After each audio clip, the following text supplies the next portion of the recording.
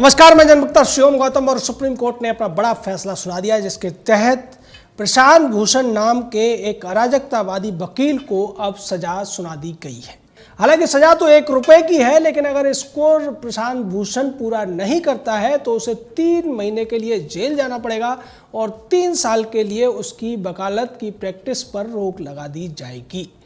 प्रशांत भूषण को अब ये पूरा देश देखेगा कि क्या प्रशांत भूषण अभी अपनी जिद दिखाता है, जैसा कि उसने जब सुप्रीम कोर्ट के जो पीठ थी उसके जो अध्यक्ष थे अरुण मिश्रा, उन्होंने बार बार मौका दिया था और ये कहा था कि अगर प्रशांत भूषण माफ़ी मांग ले तो हम इस मामले में उन्हें माफ़ कर सकते हैं। लेकिन प्रशांत भूषण ने जिस तरीके के बयान दिए थे, उसने ये कहा था कि मैंने जो कुछ किया है मैं उसके लिए न माफ़ी मांगूंगा न दया की याचना करूंगा, और मैंने जो कुछ किया है वो अपनी अंतरात्मा और अपनी आत्मा की आवाज़ पर किया है। अगर मैं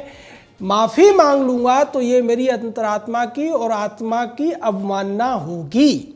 यानी प्रशांत भूषण ने जो कुछ कहा था उसका प्रचार भी किया और उस पर अड़ा भी रहा। उसके बावजूद जब कोर्ट ने बार बार उसे कई मौके दिए, उसके बाद भी वो माफ़ी मांगने पर राजी नहीं हुआ और उसके साथ में तमाम योगेंद्र यादव टाइप के और दूसरे लोग साथ में आ गए। तो उसे लगा कि शायद अब कोर्ट इस मामले में ढीला पड़ जाएगा। और जैसा कि राजीव धवन ने कोर्ट में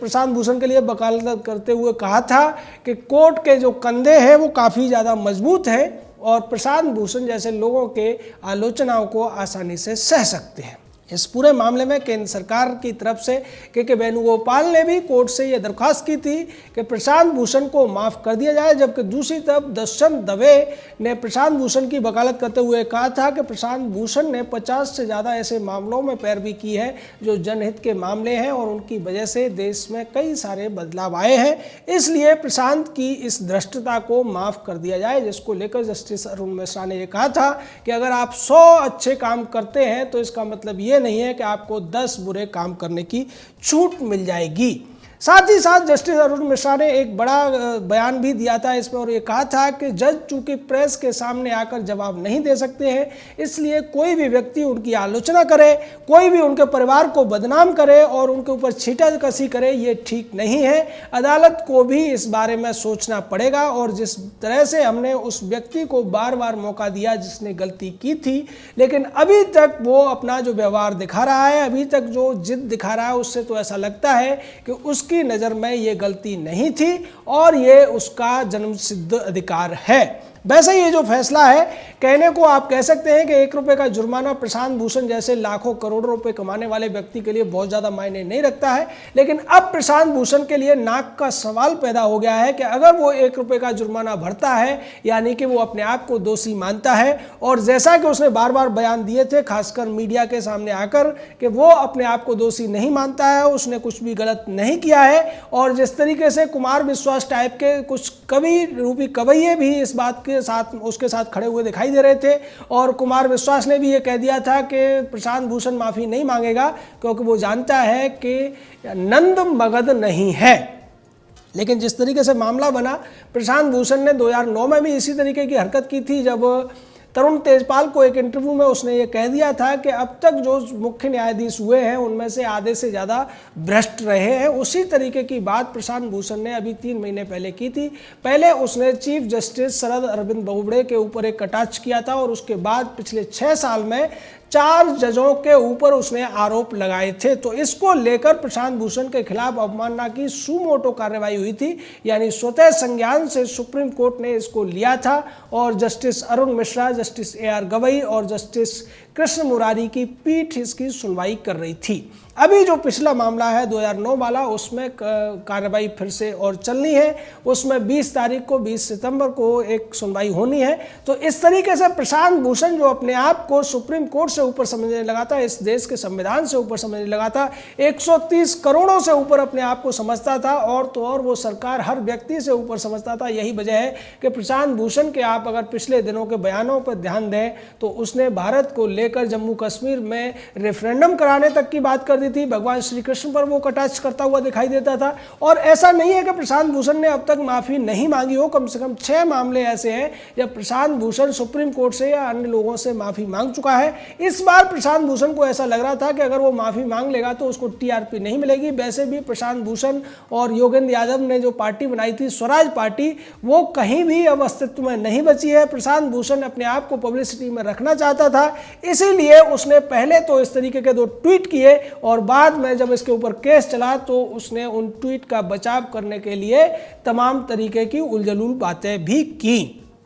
दूसरी बड़ी बात यह है, इस मामले में कोर्ट को फैसला इसलिए भी दंडात्मक देना था क्योंकि अगर वो इस बार दंड नहीं देते तो प्रशांत भूषण और उसी के सरीखे तमाम ऐसे लोग खड़े हो जाते जो बार बार हर मुद्दे पर सुप्रीम कोर्ट को गिराने से पीछे नहीं रहते। जैसा कि कांग्रेस पार्टी का पूर्व अध्यक्ष भी सुप्रीम कोर्ट पर सवाल उठा चुका है। अब इस तरीके के सभी लोगों को डरने की जरूरत है, क्योंकि अगर वो ऐसा करेंगे तो सुप्रीम कोर्ट की जो अवमानना की कार्रवाई है उनके ऊपर अवश्य ही चलेगी। हालांकि प्रशांत भूषण ने इस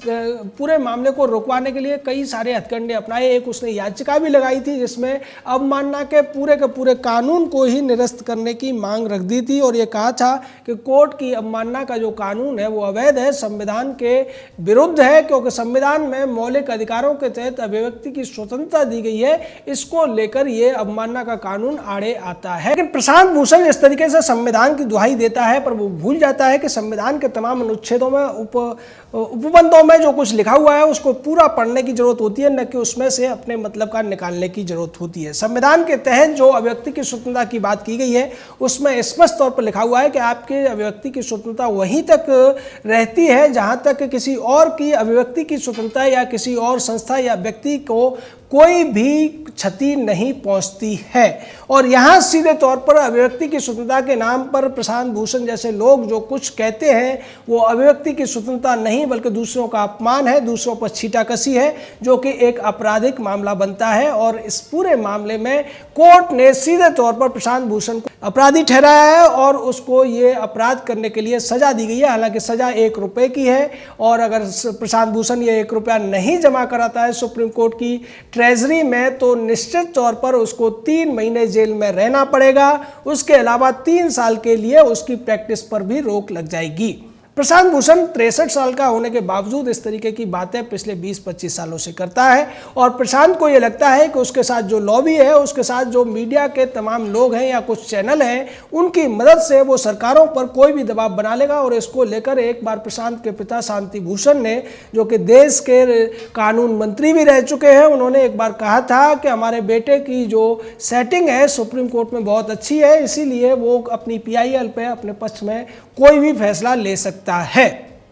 दूसरी तरफ प्रशांत भूषण के साथ में जो लोग खड़े हुए हैं, चाहे योगेंद्र यादव है, पहले अरविंद केजरीवाल इसका साथी रहा, और उसके अलावा इसके लिए जो वकालत कर रहा था राजीव धवन, उसका तो आप श्री राम जन्मभूमि के मामले में उसका चरित्र को पूरे देश ने देखा था कि ये व्यक्ति किस तरीके की दलीलें देता था, किस तरीके के झूठ से कोर्ट को गुमराह करने की कोशिश करता था, और जब इससे भी बस नहीं चलता था तो ये अपना चोगा उतार कर फेंक देता था और इमोशनल ब्लैकमेलिंग करता हुआ भी नजर आया था। वही राजीव धवन जब एक चेन्नई के रिटायर्ड अधिकारी ने इसको कह दिया था कि तुम्हें तुम्हारे कर्मों की सजा मिलेगी और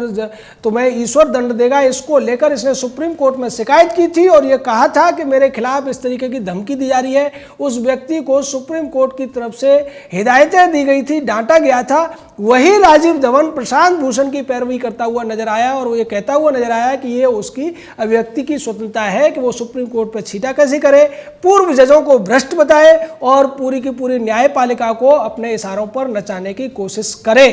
राजीव धवन ये भूल गया कि जब कोई व्यक्ति ने उसके बारे में कहा था, जो चेन्नई के एक बुजुर्ग व्यक्ति थे, वो भी अपनी अभिव्यक्ति की स्वतंत्रता का ही इस्तेमाल कर रहे थे, लेकिन तब राजीव धवन डर गया था और खुद को मारने की धमकी देकर उस पूरे के पूरे मामले को तूल देने की कोशिश की गई थी। तो ऐसे ये लोग हैं जो दोगलापंथी करते हैं और अपने ऊपर जब आती है तो ये कहते हैं कि हमें धमकाया जा रहा है, लेकिन वही बातें जब ये कोर्ट के बारे में कहते हैं, तमाम संवैधानिक संस्थाओं के बारे में कहते हैं, तब अपने बचाव के लिए जिस तरीके के कुतर्क करते हैं वो भी हास्यास्पद ही है।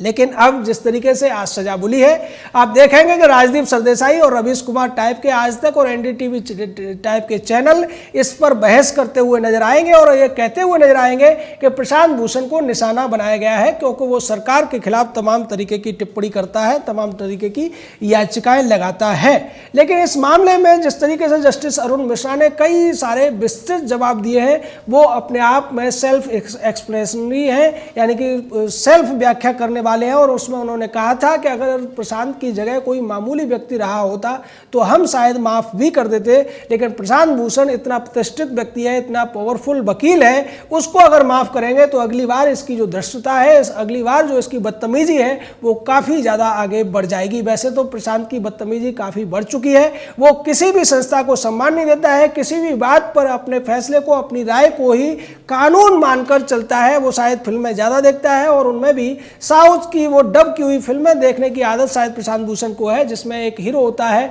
और वो कहता है कि मेरा वचन ही मेरा शासन है। लेकिन आज सुप्रीम कोर्ट ने जो फैसला दिया है वो प्रशांत भूषण के मुंह पर और उसका साथ देने वाले तमाम पत्रकारों, तमाम अर्बन नक्सलियों या फिर कुमार विश्वास टाइप के जो गवैये हैं उनके ऊपर एक करारा तमाचा है। और आने वाले समय में अब हर व्यक्ति को सुप्रीम कोर्ट के बारे में बोलने से पहले 4 बार सोचना पड़ेगा। जय हिंद, जय भारत।